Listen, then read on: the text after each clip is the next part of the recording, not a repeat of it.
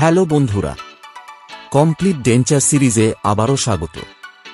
আগের ভিডিওটিতে আমরা দেখেছিলাম কিভাবে বেস প্লেট আর নকল মোমের মাড়িকে বানানো হয়। মোমের নকল মাড়ি জুড়ে দেয়া সেই বেস প্লেট এবার আমরা পেশেন্টের মাড়িতে বসিয়ে তার মুখের হাড়ের গঠনকে মাপব। তাহলে আসুন শুরু করা যাক।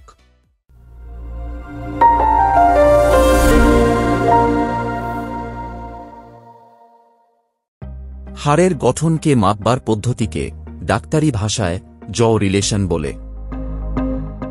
অর্থাৎ নিচের মাড়ি কিভাবে ওপরের মাড়িতে গিয়ে বসছে। এই মাপ অত্যন্ত গুরুত্বপূর্ণ, কারণ এটি না করলে ঠিকঠাকভাবে ডেঞ্চার মুখে পড়লে ব্যথা বিষ হয়ে উঠবে এবং মুখের আসল আকৃতিও পাল্টে যাবে। এই জ রিলেশনের মাপকে ছোট করে সংক্ষেপে বোঝালে এরম দাঁড়ায়: বেস প্লেট না পড়ে মাপ এবং বেস প্লেট পড়ে মাপ। সেই দুটি মাপের ফারাক থাকতে হবে অন্তত 2 মিলিমিটার, তবেই সেই মাপ নেয়া সফল।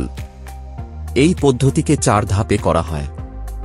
প্রত্যেক ধাপই গুরুত্বপূর্ণ, কোনো একটিও ভুল হলে পুরো প্রক্রিয়াটি আবার রিপিট করতে হবে।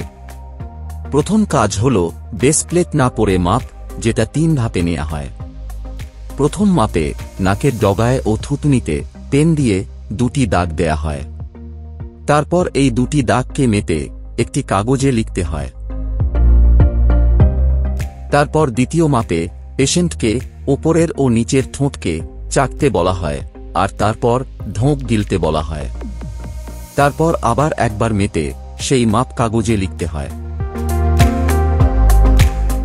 সবশেষে তৃতীয় মাপে পেশেন্টকে বারবার ইংরেজি অক্ষর ওয়েম জোরে জোরে উচ্চারণ করতে বলা হয়।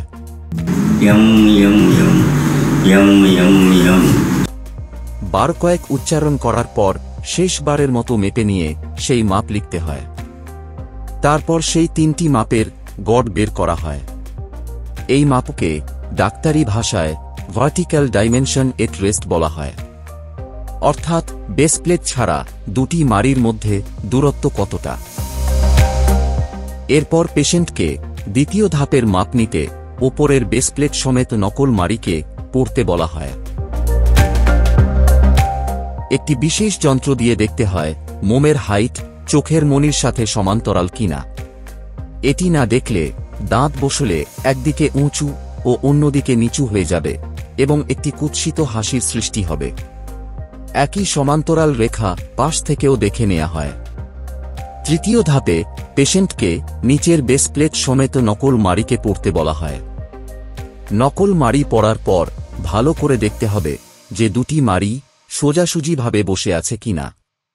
না বসে থাকলে হালকা করে স্টিলের হাতলকে গরম করে মোমের ওপর বুলিয়ে সমান করে দিতে হবে। ঠিকঠাক সমান হলে আবার সেই 2টি দাগকে মাপা হবে।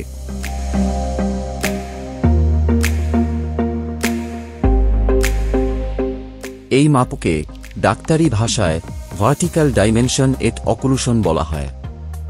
অর্থাৎ দাঁতে দাঁতে বসলে পরে মাড়ির গঠন কিরম থাকবে।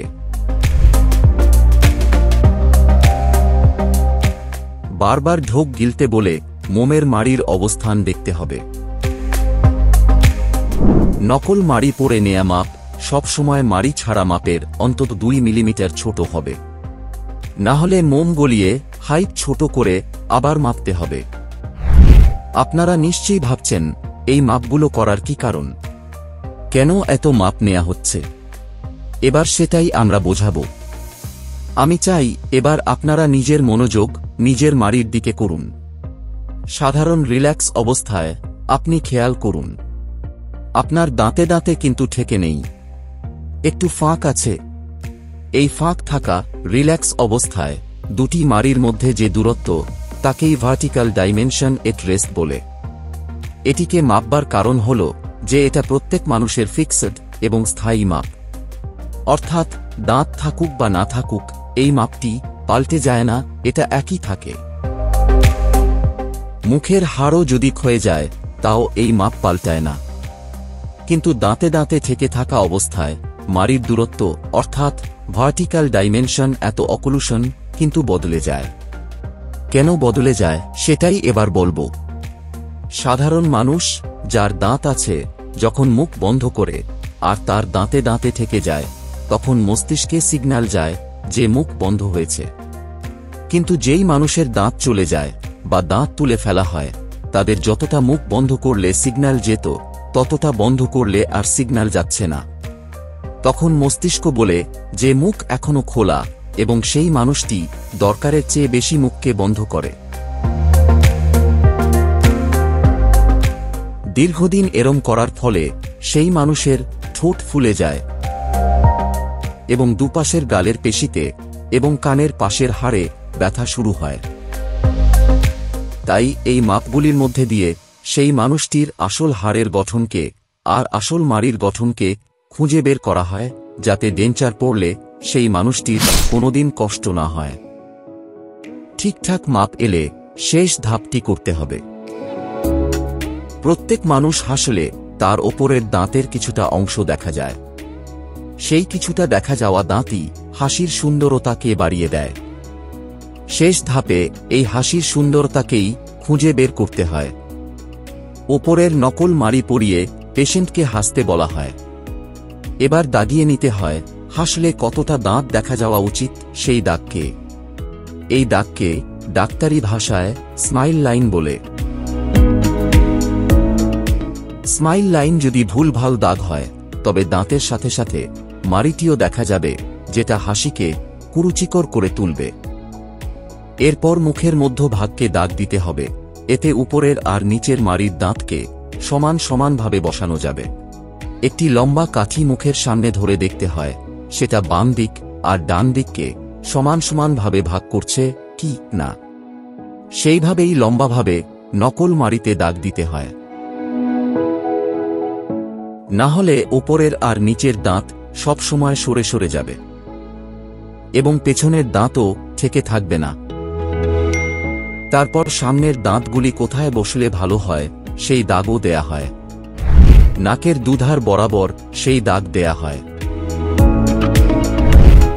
এরপর দুটি নকল মাড়িকে জুড়ে দিতে হয়, না হলে মুখ থেকে বের করলেই সব মাপ হারিয়ে যাবে। দুভাবে মাড়িকে জোড়া হয়। একটি ভাবে হল মোমকে একটু গলিয়ে দিয়ে একে অপরের সাথে জুড়ে দেয়া হয়। ওয়াক্স স্প্যাটুলাকে আগুনে হালকা হালকা গরম করে মোমের ওপর ঠেকাতে হয়। কিছুটা মোম গলে গিয়ে মাড়ি দুটি জুড়ে যায়। অন্য উপায় হল স্টেপলারের পিন দিয়ে ওপরের আর নিচের মাড়িকে জুড়ে দেয়া।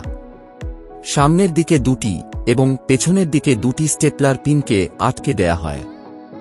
আস্তে করে জুড়ে থাকা মাড়িগুলিকে মুখ থেকে খুব সাবধানে বের করে নেওয়া হয়।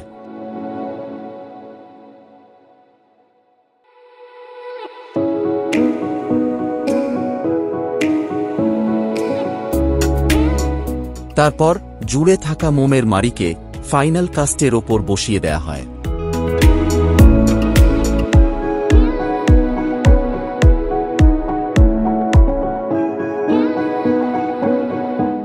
এরপর এই ছাপ আবার চলে যাবে ডেন্টাল ল্যাবরেটরিতে। সেখানে ওরা এই ছাপকে প্লাস্টার দিয়ে জুড়ে দেবে, যাতে মোমের সিল খোলার পরেও মাপ হারিয়ে না যায়।